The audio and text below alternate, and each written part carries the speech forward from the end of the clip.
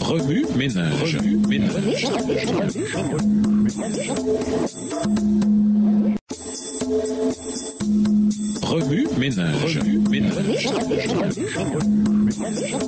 Bienvenue dans votre émission. Remue ménage. Nous voilà à la leçon de lundi, interpréter l'Alliance de la grâce, deuxième étape.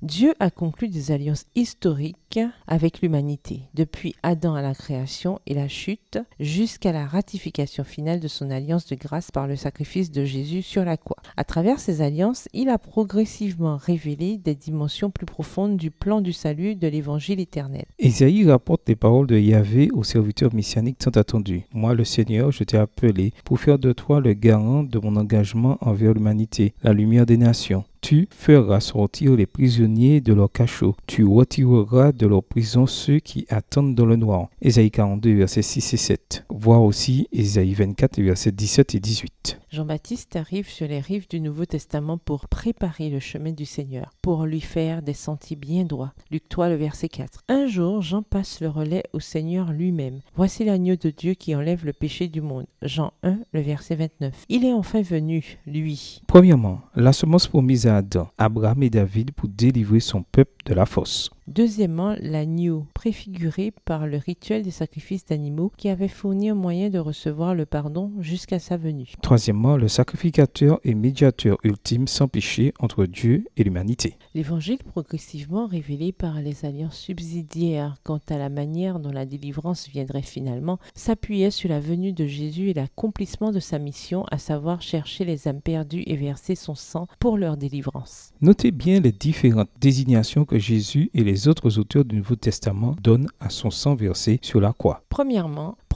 le sang qui garantit l'alliance de Dieu. Matthieu 26, verset 28, Marc 14, verset 24. Les nouvelles traductions de la Bible, y compris la Nouvelle Bible seconde, suivent la tradition manuscrite favorisant l'alliance. Deuxièmement, la nouvelle alliance de Dieu, garantie par mon sang. Luc 22, verset 20, 1 Corinthiens 11, verset 25. Troisièmement, le sang de son sacrifice qui garantit l'alliance éternelle. Hébreux 13, verset 20. Il ressort clairement de cette liste que l'alliance, la nouvelle alliance et l'alliance éternelle ne sont pas trois alliances différentes, mais trois désignations différentes pour une seule et même alliance, révélant un seul et même évangile éternel. Apocalypse 14, verset 6, par lequel le Dieu éternel, Psaume 90, verset 2, voire aussi également Ésaïe 9, verset 6, a partagé son cœur, s'est engagé envers son peuple, lui a donné ses promesses, l'a rappelé à répondre et a agi en sa faveur pour le délivrer ou le racheter de la fosse. Il y a donc une alliance, un seul évangile salvateur couvrant toutes les époques de l'histoire de la terre. Néanmoins, parce que Jésus-Christ, créateur de l'alliance, est venu à un moment particulier de l'histoire de la terre pour ratifier l'alliance dans toutes ses dimensions, manifestations et promesses, nous pouvons parler de manière authentique d'une ancienne alliance et d'une nouvelle alliance dans son fonctionnement sur la terre. Il s'agit là de deux dispensations d'alliance ou d'évangile distinctes dans l'histoire de la terre. La première, l'ère de l'Ancien Testament, anticipant celui qui doit venir